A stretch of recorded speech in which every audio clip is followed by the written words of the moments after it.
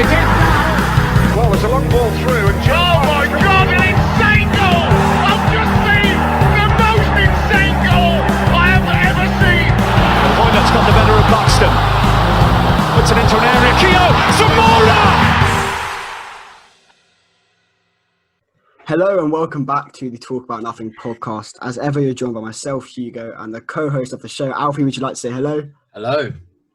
And today, I know I always say it, but it's a very special guest on today's episode. A man who's been very supportive of the podcast, probably our most loyal follower, and it's actually contributed to the mic that I'm using right now. So if my audio quality sounds better than usual, or better than at the start of the episodes, you know why. John, would you like to say hello? Hello. Thanks very much for having me on. We're very excited to have you. I didn't actually say like my first Patreon. I didn't say in that intro that John is also an Arsenal fan, and today's episode will be very much Arsenal focused. We'll quickly, just before we get into the main bulk of the episode, just talk about QPR's result quickly that we obviously had on Saturday. We lost 1-0 to Barnsley, who are bottom of the league, and perhaps most alarming that we couldn't field a full bench. Alfred, do you have any thoughts on the bench or just the result in general? I mean, the bench was not that as much of a concern to me as the result was, because we've obviously lost a few. We've lost Pugh and Hall literally in the last week. And Cameron was suspended, and they can't bring up players from the under-23s apparently because they're not training. So that wasn't much of a shock to me as the performance was. The performance was terrible. I mean, so average against a team that are struggling. But I mean, playoff dreams killed. What more can you say? There's no, 100%. Just as we finish that, Eze, he broke a record, the most dribbles complete in a championship match, even whilst losing 1-0 to Barnsley. He was obviously the best. I mean, he's always been the best player. He's the best player on every pitch that he plays on. Just an outsider, I will say that the love for Eze on this podcast is extensive. Ooh. Rightfully so. Okay, let's get straight into it, John.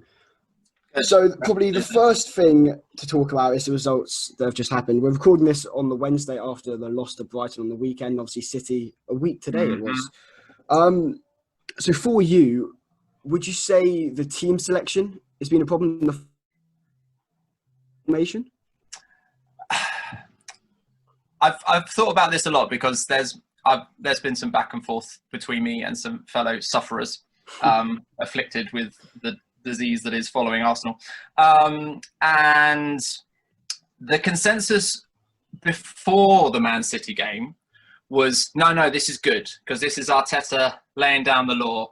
There'd been a lot of stuff in his pre-match comments around the fact that effectively, he was saying it's my way or it's the highway. You're either going to sign up to my way of thinking and my way of training and buy into my way of thinking, or you're not going to play. So obviously, he started with a lot of youngsters, Nketiah up front, people like Lacazette on the bench. And I'm just kind of behind that because I think that the general ethos at the club has been pretty rotten for a long time. A lot of players, regardless of their performances, this candidate being Ozil. And so I wanted to back him in terms of sort of sticking to his guns. Obviously, the then follow-up of that with the debacle that was the Man City result, and then equally things falling apart the way they did at Brighton, then obviously I think it was more substitutions actually that were the thing that sort of perplexed me, particularly at the Brighton game and when he was making them and things like that. So no, to be honest, I think the truth is that although these results are awful and painful, I think it's just such a part of a wider trend that I don't really think that I'm massively irritated by Arteta's particular selections for these particular games. Yeah, one thing I would say is that I thought, especially the style of play against City, obviously before the whole Luiz situation happened, which I'm sure will also, you're playing out the back and playing out City's press really quite well. So I thought Tierney was kind of instrumental in that, and the way he brings the ball forward on that left-hand side, obviously his Saka ahead of him, kind of shifting in a bit. So I thought it looked very positive, and then the injuries occurred, Luiz came. Yeah, I think most neutrals would be quite happy to acknowledge that the first 40 minutes or so against City was perfectly acceptable. Yeah. I don't I mean, Nketiah had maybe a couple of chances that he should have done a bit more with, but he was full of running and, actually trying to sort of press from the front and stuff. And we didn't look... I wasn't massively concerned, if that makes sense. But then obviously it showed what a shaky pack of cards we are, if that makes sense, in terms of like a house of cards. You pull one thing out and it all just came crumbling down rather rapidly. Definitely. Probably the best way to kind of start if we're going into transfers and the future of Arsenal is, what formation do you think that you play best and kind of the bodies in that formation? Because I don't really necessarily think Arteta knows, which perhaps by this stage he probably should.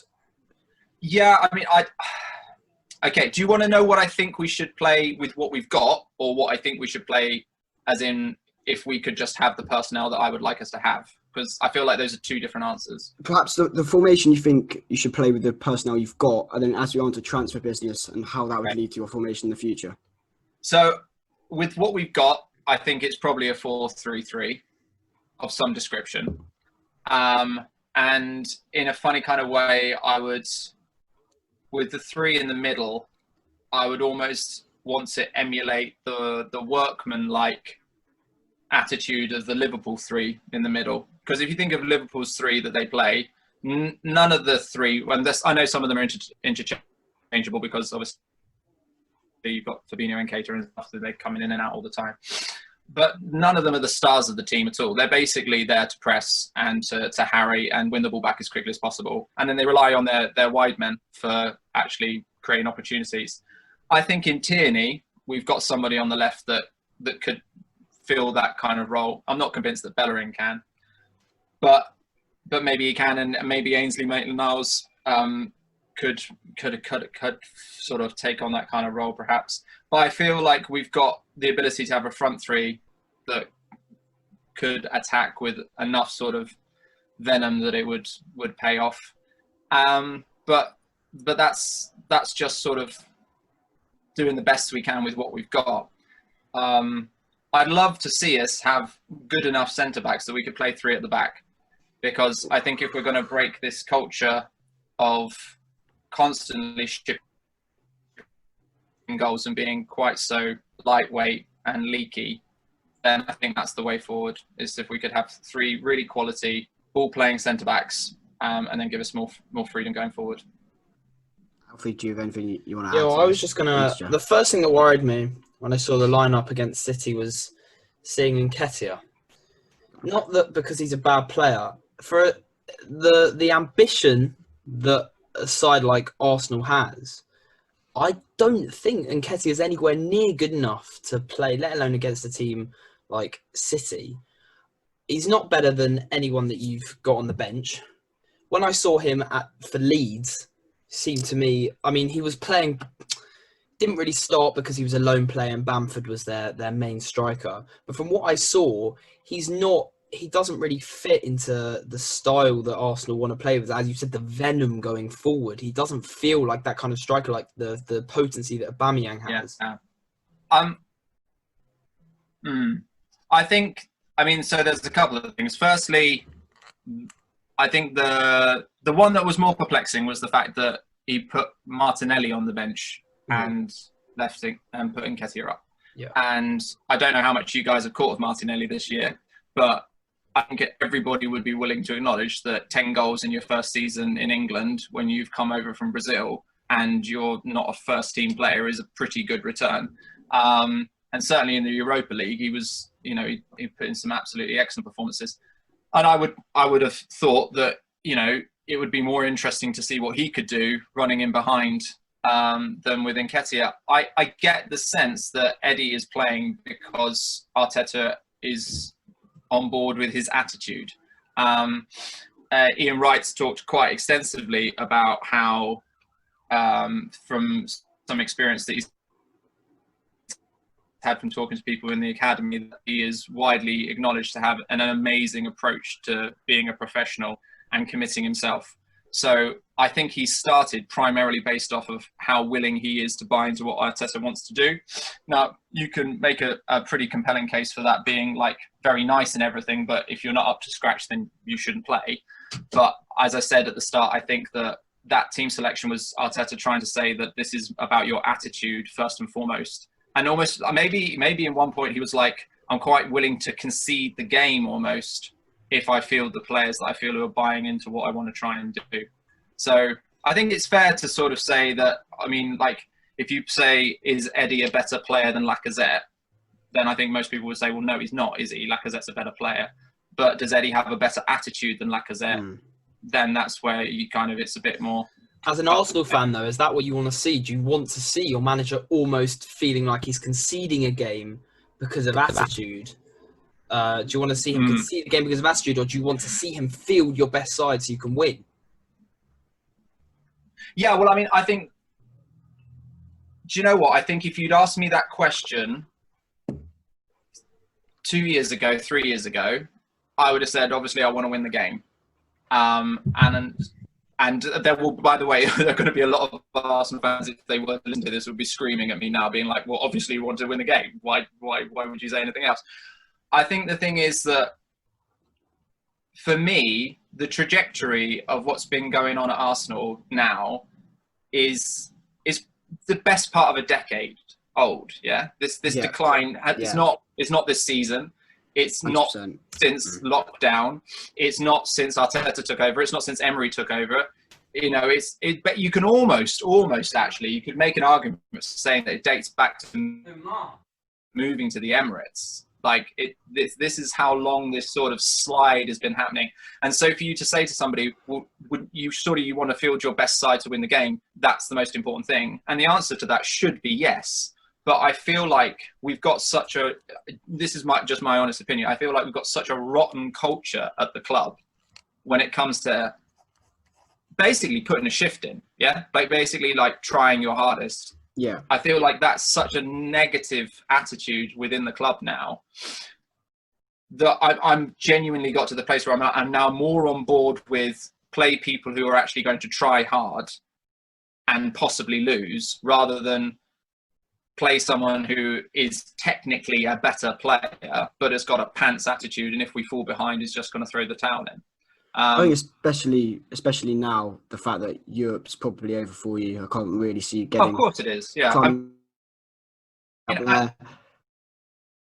You got the cup. Yeah. Do you got FA Europa League? No. Oh no, of course, got knocked out by Olympiacos, of course. Yeah, another great night. I think there's a part of me that thinks the best thing that could happen, actually, and not financially, obviously, but in terms of like a rebuilding project, which this is. Let's not sort of.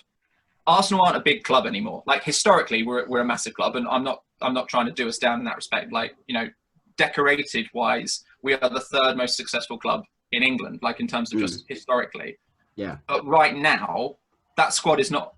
Is that squad better than Wolves' squad? Is that squad better than Leicester's squad? No, I don't think it is. It's not. You can't say it's not. You're right. It's not. No. So what is it about some Arsenal fans, some of whom are on social media, who perpetuate this image that we're supposed to be a Champions League side and we're supposed to be Liverpool and Man City? There's nothing about what we've got that suggests that that's automatically where we should be. So I genuinely think the best thing that could happen is not get into the Europa League. Effectively, do you remember Chelsea had that season? What was it? It was the year after Mourinho won the title with them, and then it just all blew up Mourinho style. Classic Jose. And then they finished 12th or something, like really derisory. I think it might have been 10th, around that mark anyway. Yeah. Dreadful season. And by the way, I'm not saying that this is now what we're going to do. But then Conte came in and they won it the year afterwards, right? But the point was he had no European football at all. He actually had a decent squad of players. They'd all just chuck the towel in, which is not the same as us. But if we are going to have a rebuilding project, and that's what we need to do, the last thing that we need is those Thursday night trips out to, you know, some far-gotten Eastern European country to play some side that nobody's ever heard of, and then probably get knocked out in the last 16 or something anyway. So it's such a slog, that competition, and it's not enjoyable at all. So yeah, I think that the sooner we kind of could get this season over, finish something really impressive like 11th, and and then just crack on, really. Yeah, that's a nice segue into where we're going to go into the transfer business.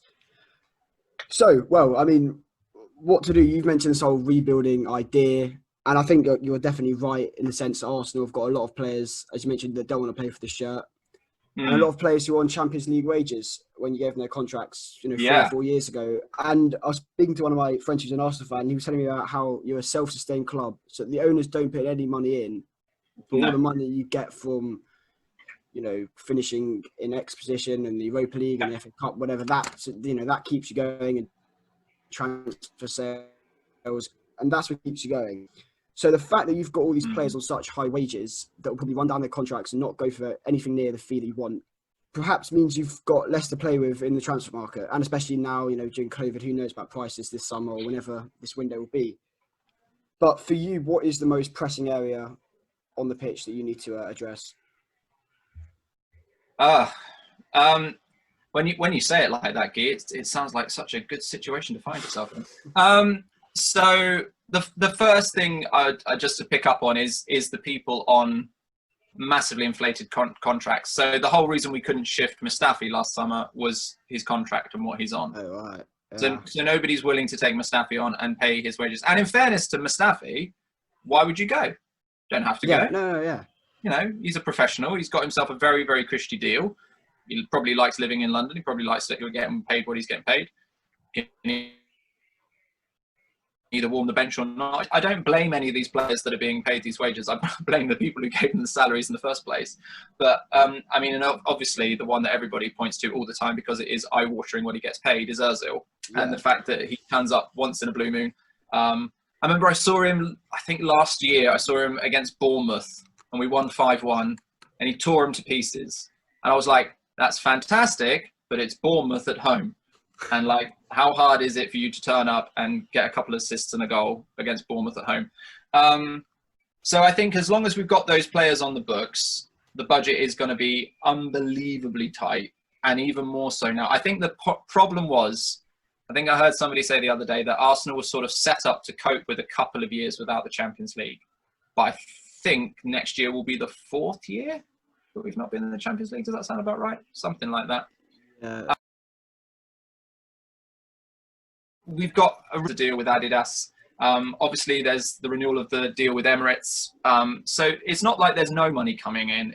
I think we're just at a stage where there's enough money to sort of keep what we've got, but not necessarily expand unless we sell. Which is why, and you guys are probably going to disagree with this, I actually think that we should sell Aubameyang this summer.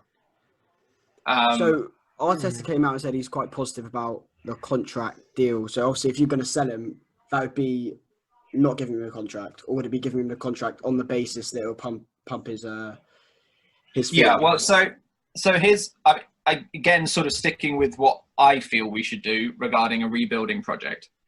If we keep Aubameyang, and presumably we don't really get many other people in, because we can't afford to. So we're not going to buy any. You've got to replace him. That's where the goals come from. I think that's so. The point I was trying to make, perhaps not very coherently, is that we could keep him and he will score goals. I mean, that's a guarantee. But the point is that I don't think even if he had another year where he was competing for the Golden Boot, this year isn't he like second top goal scorer still? This I think he's still Vardy, but he might definitely be second with Salah or something. Yeah. So he's still having a good season, and look how bad we are, and look how far behind we are. Yeah. So it's not. I get the point that yes, he will score our goals. Obviously, he will, but he's not going to be able to lift us up to some great heights. I don't necessarily even think he's going to get us anywhere near the Champions League. So the argument I'm making is that we could probably sell him because he's a premium goal scorer. We could probably sell him for quite a lot of money, and we might be able to then, if we could be savvy enough, pick up some people around maybe the 20 million to 30 million mark that could then become something much better in the future. So, I'm not saying he's the greatest thing ever, but £7 million for Guendouzi. Now, don't get me wrong, his form is not always consistent, but is he worth more than £7 million now? Yeah. Yeah, considerably more. We sold Iwobi last summer for 40 million to Everton. I'm not sure how he did that. Yeah, that was a genius bit of deal. No idea how we managed to pull that off, but still, thanks, Toffees. But yeah, so I think my basic premise is that because we're not going to have any money to spend, I think, and I can't see us pushing it up into the upper echelons of the Premier League anytime soon. Is it not a wise idea to cash in on Aubameyang when his value is only going to go down from here? His game is entirely based on pace. Yeah, that is true. Is he 31? He's 30 or 31. Yeah. So his value is only going one way. He's going to want to be put on astronomical money. There's no way he's going to want less than Ozil's being paid, for example. So I think it will be one of those things where I can, because like if you remember around the time that Ozil and were running down their contracts, and everybody in the media was hammering Arsenal about this situation, and we ended up swapping Sanchez for Mkhitaryan, and we kept hold of Ozil, but gave him this absurd contract. Does anybody look back on that now and go, "Oh, that was a good bit of business"? Absolutely not. No, exactly. So I know there's an argument for saying that Aubameyang has been far more consistent for us than Ozil ever has been, but I still think it would be one of those things where even if we pulled it off, I think it would end up looking like poor business in 18 months' time. Yeah, I mean that's a debate which Arsenal fans I've seen on Twitter have been divided about. You know, do you keep him? Do you sell him? The one thing I would say about Arsenal and any team, they say defences win you leagues, but Arsenal aren't going to be winning a league anytime soon. No, but of course not. Midfield wins the game. If you win the midfield, you win the game. That's my verdict. And I think your midfield is very, very poor. I don't think maybe Xhaka, I would say, is the only starter that I'd really want to see out of the bodies you've got at the moment. Torreira, I think, has he fallen out with Arteta? He's not been playing much, has he? At all? He's not been playing much at all. He did have an injury, if you remember, at Portsmouth. I'm not convinced that he's back yet. I mean, I still believe, I suppose the thing is, there's a handful of players that I would suggest that we hang on to. And Torreira is one of those.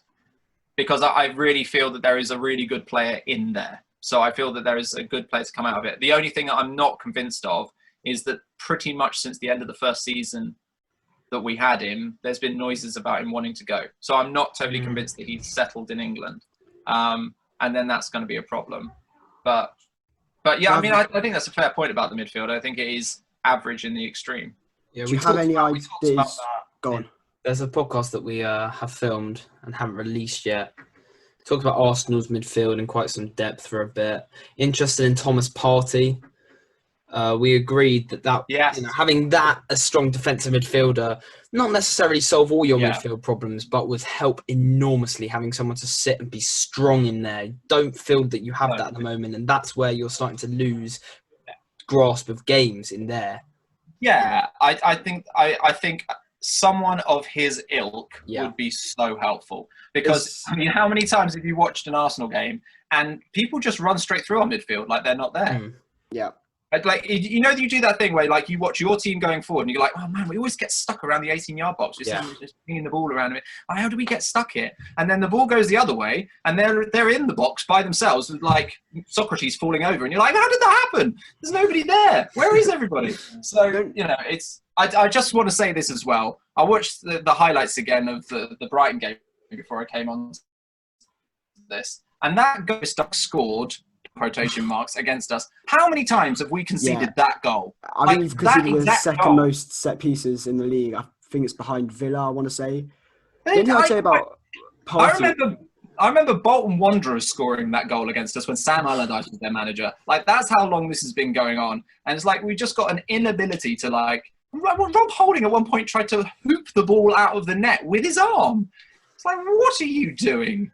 The only thing I'd say about Thomas Partey, do you not think he's perhaps too similar to Xhaka, or would put Xhaka further forward, maybe? No, I think the thing is, Xhaka arrived with a reputation of being this tough tackling defensive midfielder, and then within 5 seconds we were like, you can't tackle, you're a terrible tackler, you should never be allowed to tackle, stop tackling. There's the number of times I've been sat in the pub with friends and we'd be like, right, how many minutes before Xhaka gets booked? It's worse than when we have Flamini. I mean, Flamini used used to love picking up yellow card. I think he just liked referees and enjoyed having a chat. But yeah, honestly, Xhaka is just awful at tackling. So I'm going to put my hands up here. I've not watched a lot of Thomas Partey. Maybe you guys have. But if he is actually half decent at like intercepting the ball, or nicking it off somebody and then immediately sort of passing it forward, then great. Like, we need that. Xhaka's skill, I feel like that whole thing with like him getting booed by the fans and then telling them to F off and all this kind of stuff. Like, I felt really sorry for him. He became a lightning rod for everybody's grievances. 100%. And because Emery was so loyal to Xhaka, he played him regardless. And that was the only reason why everybody just started piling in on him. But actually, he's not a bad player.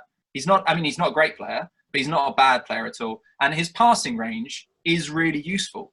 Like, it is really useful. Like, if he gets the ball, he gives you options in that mid part. The midfielder is wrong because that's not So what if you he's played a good at. 4-3-3 and you played Partey as the base of that and Xhaka one side, would you say you needed more like attacking player, an Ozil-esque, but obviously not Ozil, on the other side? And if so, do you have any names in mind, perhaps, in the window? Well, this was the ironic thing. Was like a few years ago, you might remember this, we had a plethora of effectively number 10s. There was a time when we had, God bless him, I wish we could have him back, but we had Cazorla, who I still think is probably the best player that we've had in the past 10 years by a country mile. So we had Cazorla, we had Rosicky, we had Jack Wilshere, Ramsey. You know, we had a whole range of people that could play that 10 role. And now we've got no one. It's just like overnight, we've suddenly ended up in a situation where we have no creative midfielder. And obviously Ozil is supposed to be that figure, but he's so unreliable that yes, absolutely. It's something. I chuck a name in there. I don't know if you've heard of a man by the name of Buendia, playing for Norwich. Have I heard of Buendia? I feel like that's been discussed on this programme before. I joke, but I honestly feel Buendia could do a shift in that. And I don't think you get him for that much money because, Norwich are down. I feel like you infiltrated my algorithm, Ski, because I was on YouTube the other day and Emil Buendia came up world-class video compilation of him just doing some through balls. It was like, great, that's lovely. But, I didn't realise that's what makes you world-class and Pookie then missing. I'm not being funny. Yes, I don't think he's a terrible footballer, but I'm not convinced that he's the answer to Alvarez. But, I know that you are going to make a very compelling case for why he is. Well, if you really want to see that, we've done that. Go have a look at that. That is available. That is available now. Yeah, that is true. To be fair, and in fairness, Alfie, maybe you would be making a case for Declan Rice over Partey as well. Always. I just like to use this opportunity though to apologise for the connection. I'm filming it on my end and I'm having connection problems, so we'll do the best to get rid of that in editing. But So into the quiz we go. As you know, we do this at the end of every episode, whether we have a guest or not. As John is an Arsenal fan, this is mainly Arsenal themed. However, I know I've got some just football trivia now. I don't know about Alfie, but I guess we'll find out in due course. Alfie, shall I get us underway, or do you want to go first? No, you go. Okay, we're starting off, I think, fairly easy. Okay. Is it outside Leno, who has played the most Premier League minutes in the Arsenal squad this season? Xhaka, I guess. It's actually not Xhaka, it's Aubameyang. Oh, really? Oh, fair enough. Interesting. Interesting. Okay. So my questions are pretty much all except one, the 2019-2020 season. How many matches have Arsenal won this season? It's really low. That is wicked. I feel like it's 6. I feel like it's really low. I know we've drawn 13, so I feel like it's something as few as 6 or 7 wins, but I can't. So are you going to say 6? Yeah, I'm going to say 6. It is higher. It is 9, actually. Oh, okay. Well, believe for me. There you go. A little positive there. It's sad that I thought it was 6. That's just how blue my life is right now. So this is a football trivia question. It's about this season in the Premier League. So I've got a list of 9 players who've played every minute of the Premier League season this season, not including goalkeepers, because there's many of them. Yeah, sure. I'll give you if you can name 4, take a point. Okay, cool. Rattle off Well, some I've got names. 0 points so far, so You are, any raft in a storm. So yeah, there's 9 players who've played every Premier League minute outside goalies this season. Okay. Oh, what? As in, I've just got to pitch them to you. Oh yeah, yeah. That's Okay. what I thought you. Okay. Crumbs. Okay. Let's have a think. Lewis Dunk. Dunk is not in there. No. Okay. How many guesses do I get, by the way? We'll give you 9 guesses. 9 guesses. 4 Fine, correct. Okay. Get a point. That's 1 guess down. We're on 8 to go. Right. Okay. Let's have a think. Connor Cody. Connor Cody is in there. Yeah, that's 1. Brilliant shout. Okay. That's 1. I'm basically trying to think sort of reliable centre backs. That's not a bad way to. That's not a So bad no way to Arsenal guess. ones for a start. No Arsenal ones. Come on. No, that's not going to happen, is it? Jack Grealish? Has he played every game? No, Jack Grealish is not in there. So 6 guesses remaining. 1, you need 3 more to get the point. That's not going well. Come on. What about Stevens at Sheffield United? Stevens, no, not Stevens. I'll give you a clue for one of them. Is a player we've mentioned this episode. Player we mentioned this episode. Arsenal player. No, not an Arsenal player. That That narrows it down a lot. Crumbs. Okay, mentioned this episode. I can't think of anybody. I really hope it's who I think it is. Is it going to be painfully obvious when it happens? Not sure. I'm gonna try and veer away from trying to replay the episode in my head, and I'm gonna sort of venture out to other clubs. Maguire, United. No, Maguire's not in there. So that's 4 guesses remaining by my count. I've got to get 3 out of the next 4 into You do. any chance badly. If I do worse than your Spurs mate that was on here, I'm never going to live it down. As I think it's probably guaranteed already. If you think reliable centre backs, that's probably the best avenue to go down. Well, I was trying to with Maguire, but maybe he's not reliable enough. Which I think you could probably make a compelling case for. Come on. Okay, what about...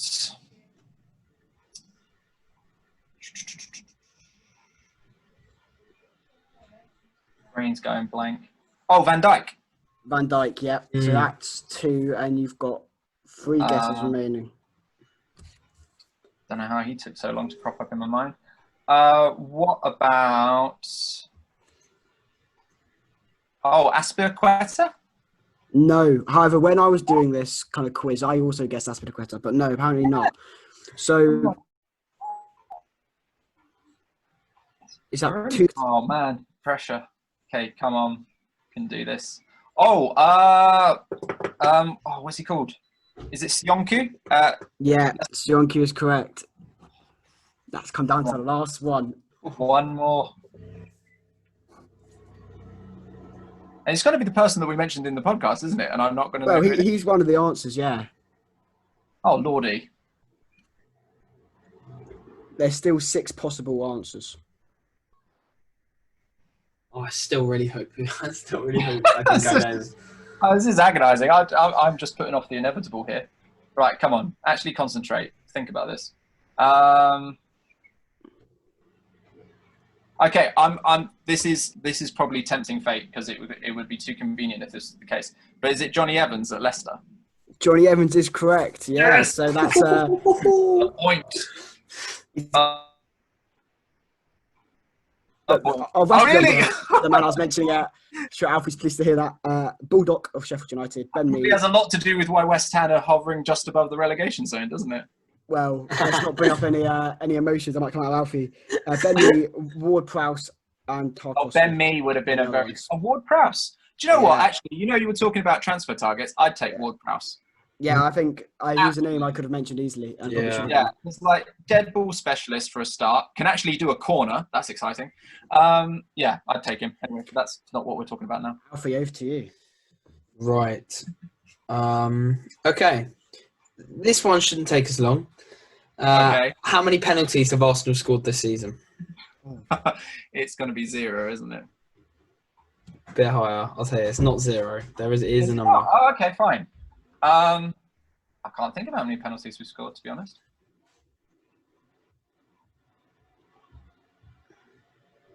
1. I've genuinely got no idea. You said 1. It's 2. Ah. So one, I could not think. I honestly couldn't think of any. But it is 2, according to the Premier League website. Who were they against? Did you get that stat? No, I didn't. I wish I did now because I actually had no idea.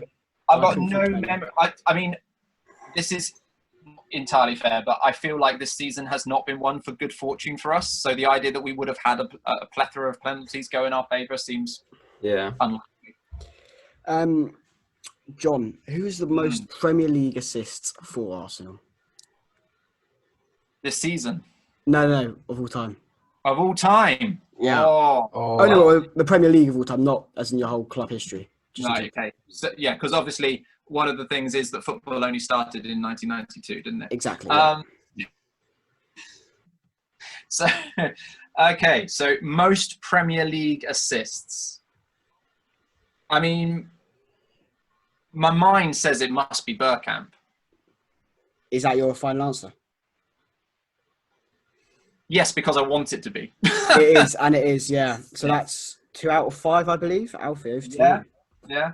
Okay. Well, I mean, I fear the fact that now I've got off the duck, so to speak. I'm not on 0. I don't really mind how badly I do now. But yeah, I would give anything for the Flying Dutchman again, or the non-Flying Dutchman.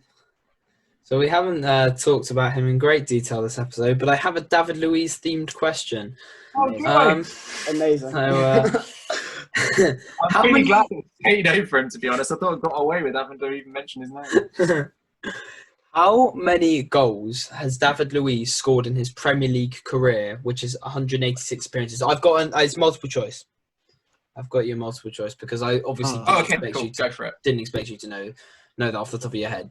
Okay, so is it A, 9, B, 21, or C, 13? Oh, 9, 21, or 13. Yeah. Thing is that he does. I mean, not that he's done it for us, but he does take a mean free kick, doesn't he? So you not scored quite a few at Chelsea. On yeah. I feel I'm going to lean towards it being 21 because I remember him scoring quite a lot of goals for Chelsea. So I'm going to say 21. Okay, it's not. It is 13. Yeah, with 7 assists. It was either going to be one of those two. It wasn't going to be 9, but yeah. This is a bit of an interesting one, I think. Which current Premier League club do Arsenal have the worst head-to-head record against? Sorry, this is by percentage wins to games. So, like, if you've lost 50 games to United, but you're 75, it's not then because you've lost the most amount of games against them. Do you see what I mean? So, as a percentage, right, wins to losses, the worst head-to-head record. I hope that makes sense. Yeah, so it's basically like one figure for, So and you were talking about the entire time in the Premier League. Yes, but they're in the Premier League right now, so that's a little clue. Yeah, but the point is that there's only a handful of us that haven't ever been relegated. So it's not one of them. I'm assuming it's going to be one of those sides that stuck around the longest. I mean, the thing is that I feel like it's going to be from either Chelsea or United because our record against both is pretty poor. Let me just stop you there because I think I've said the question quite poorly. Right. I don't know. I don't have the words in my vocabulary to try and describe what I mean by this. I'll give it a go. As a percentage of the games that we have played. Yeah, of the games you've played from wins to losses, you've got the worst ratio. Right. So what you're trying to say is, against the team. even though we could have played way more games against United, but we say we've only played 4 games against, I don't know, not Norwich, not that we haven't, but Yeah. if we lost only 1-1, we'd have a worse percentage record against Norwich compared to United. Precisely. That is exactly what I mean. Was it helpful that I explained how your question worked? Yeah. I mean, more helpful for I can you. come back next week and do it for somebody else if you want. I'll leave these kind of questions out in the future. Right, okay. In which case then, fine. So I'm going to take as your leader there, Guy, that it's not one of the ones who's been established for a long time and been in the Premier League for ages. No, it's not. No, it's not. It's more recently joined. Right. Well, I know that Brighton did the double over us this season. So that immediately is going to, and they've only been in the Premier League for 2 seasons. I know we beat them once last year, but I don't think we beat them twice. I feel like we lost against them again. So is it Brighton? It is Brighton, yeah. Oh, well played. 1-1, drawn 2, and lost 3. Alfie, over to you. All right. I like this question. How many different nationalities are currently in the Arsenal squad? Oh, that's a great question. And we have a history of having the world in our squad. Yeah. Okay, so it's a lot. I mean, I don't know how much thinking time I am sort of allowed for this. Well, we can cut it out if you spend. Or should we give a leeway? No, well, it's okay. I'll So what you're out and just edit out the bit of me thinking for a while. It'll be a dickhead. And so you've got 30. Right, so let's have a think. Obviously, right, just because I don't want to take up too much more time. I think it's 9. It's actually. Oh, Hugo, do you wanna? Now, my original counting was 11, but then I'm assuming I'm wrong, so I added 2 more. So my guess is 13. It's 15. What? Oh my Which word. is very high. Some you probably would have missed out, like the Bosnia and Herzegovina of Kolasinac. Oh, I missed that out. Oh, yeah, no. The Uruguay of Torreira. I missed the twist of Xhaka as well. The Ivory is Coast of unforgivable. Pepe. Right. Yeah, Oh, I forgot about Pepe. Yeah, yeah. there's some that, it's surprising. only bright light in that Brighton game was Pepe's finish. Yeah. I saw him score that goal for Lidl so many times, and now it's the first time he's done it for us. Anyway, moving on. Alfie, so is this the last question? I'm right in thinking. Oh, I've got one more. Oh, marvellous. Okay, good. So this is a career path, John, as I'm sure you've seen on episodes gone by. When I listen to your podcast, I'm really good at, but I know that here I'm terrible. Okay, so I need to decide how much information I'm going to give you, but we'll do it on the spot. Okay, so he joined Arsenal in 2005 and lasted or got sold in 2012. However, in that time, he had loan spells at Celta Vigo and West Brom, as well as 2 other clubs who I won't name. Right. Now, Gnabry had a loan spell at West Brom. Serge Gnabry, rather. Say Celta Vigo was the other loan. Yeah, I'll give you one more bit of information. His last loan spell that he went on from the 2011-2012 season, he then joined on a permanent and played 184 games for and left them in Carlos 2017. Carlos Vela. Yeah, it is Carlos Vela. That is very well done. Very impressive. I make that as 4 so far. Yeah, he had an amazing Final question. career over in the MLS. He is, yeah, and that's where he is now. And I thought if I told you that, that'd be too obvious. So I left that out. So I got 3 or 4. You're on 4, but I think Alfred's still got another question. I've got Oh, one okay. more. Right. Yeah. Okay. This is not. I'm not even going to explain it. We'll go straight into it. From May 2003 to October 2004, Arsenal went unbeaten famously in the Premier League. Across how many games were they unbeaten? It's 49. That is correct. 49 games unbeaten. There's not a lot for Arsenal fans to hang on to these days. That's one of the few. So, Very respectable 5 out of 10 as we yeah, close in the episode. I'm happy with that. Yeah, no, you should be. That's better than I did in my My first quiz, certainly. John, just before we leave the episode, one thing we ask all our guests is if you're on a desert island alone and you had to take one music album with you, what album would it be? One music album. Yes. Well, as you know, Guy, as a music graduate, Mm-hmm. it won't surprise you to know that I would take something a little bit geeky. I would take a recording of the Goldberg Variations played by a pianist called Peter Hill. Can't say I've ever listened to that. Alfie? Maybe? No, me neither. It's very good. I'm You sure it should is. I'm sure it is. I'll be sure to check it out after this episode. John, thank you very much for coming on the episode. It's been very fun. Do appreciate the time you've taken out of your day. Thanks for having me on. As ever, let's close the episode. Thank you very much for listening. Feel free to like and subscribe. Leave a comment in the comment section if you enjoyed. Check out the Twitter, which is about without the T talk. So ABOU_TALK. Thank you very much for listening, and I'll see you next time.